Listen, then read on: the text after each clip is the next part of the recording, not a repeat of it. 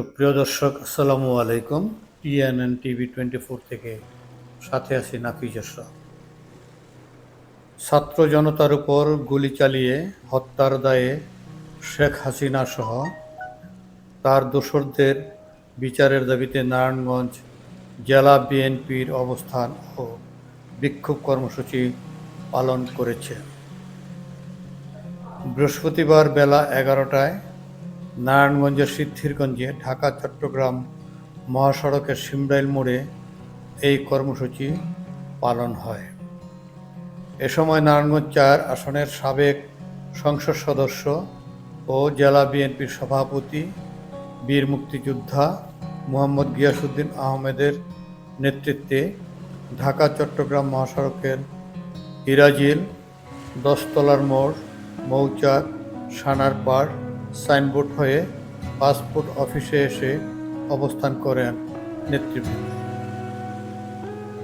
বিক্ষোভ মিছিলে সিদ্ধিরগঞ্জ থানা, ফতুল্লা থানা, বিএনপি সহ বিভিন্ন ওয়ার্ডের শ্রমিক দল, যুব দল, স্বেচ্ছাসেবক দল, ছাত্রদল সহ অঙ্গ সংগঠনের নেতৃবৃন্দ বিভিন্ন পয়েন্টগুলো থেকে যোগদান করেন।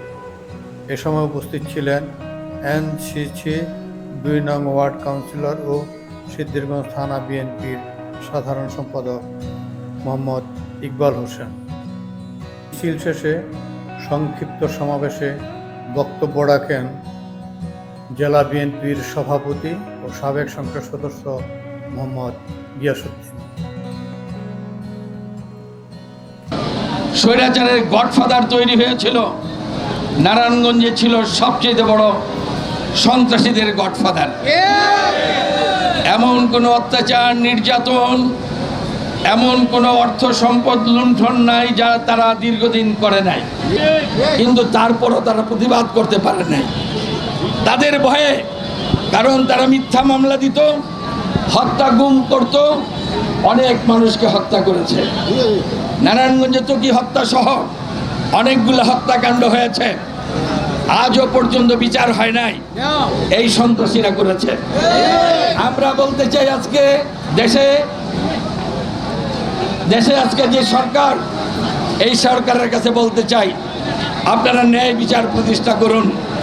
যে সকল হত্যাকাণ্ড হয়েছে নারায়ণগঞ্জে, সবগুলার তদন্ত করে ন্যায় বিচার আপনারা করার ব্যবস্থা করুন। আমরা আইনকে হাতে তুলে নিতে চাই না, আমরা কেউকে খুনি বলতে চাই না। এই সরকার, স্বৈরাচারী সরকার যখন ক্ষমতায় ছিল তখনই ইনভেস্টিগেশন হয়েছে, তখনই চার্জশিট তৈরি হয়েছে। আমরা তা প্রকাশ করতে বলি আজকে, এবং সেই সরকারের সময় যে ইনভেস্টিগেশন হয়ে রিপোর্ট হয়েছে, সেই রিপোর্টের মাধ্যমে আমরা বিচার চাই। আমাদের দলের সিদ্ধান্ত ছিল কেউ এই অবৈধ নির্বাচনে অংশগ্রহণ করতে পারবে না। অনেকে মেয়র পদে, অনেকে চেয়ারম্যান পদে নির্বাচন করে মেয়র হয়েছে, চেয়ারম্যান হয়েছে, উপজেলা পরিষদের চেয়ারম্যান, ভাইস চেয়ারম্যান হয়েছে। তারা আজকে তাদের মুখোশ পাল্টিয়ে এই বিজয়ের মাধ্যমে পুঁজি করে তারা আজকে আনন্দ উৎসব করতে আসে। নির্লজ্জ বেহায়া, নির্লজ্জ বেহায়া, তারা স্বার্থবাদী, তাদেরকে প্রত্যাখ্যান করবেন। আমার দলের কোনো মানুষ, নেতাকর্মী যদি তাদের সাথে যান, এই চেয়ারম্যান, মেম্বার কিংবা কমিশনার কিংবা মেয়র, এদের সাথে যদি যান, যোগসাযোগ করেন, শাস্তিমূলক ব্যবস্থা নেওয়া হবে। ফতুল্লাতে, সিদ্ধিরগঞ্জে, নারায়ণগঞ্জ শহরে এমন কোনো ক্ষেত্র নাই যেখানে চাঁদাবাজ, সন্ত্রাসী সে তৈরি করে নাই। এমন কোনো ব্যবসা প্রতিষ্ঠান নাই যেখানে চাঁদাবাজি করে নাই। তার সন্ত্রাসী বাহিনী এমন কোনো এলাকা নাই, জোরপূর্বক ভূমি দখল করে নাই, কোটি কোটি টাকা অর্থ উপার্জন করে নাই।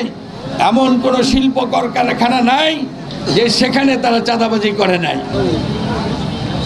এই স্বৈরাচার পতনের পর সারা বাংলাদেশের মানুষ যখন আনন্দ উৎসবে উজ্জ্বলিত, তখন এই স্বৈরাচার ষড়যন্ত্র করছে, আমাদের দলের ভারপ্রাপ্ত চেয়ারম্যান জনাব তারেক রহমান অত্যন্ত সচেতন এবং বিচক্ষণ। তিনি বুঝতে পেরেছেন এই ষড়যন্ত্রের কথা, তাই তিনি কেন্দ্রীয়ভাবে 2 দিনের কর্মসূচি দিয়েছেন।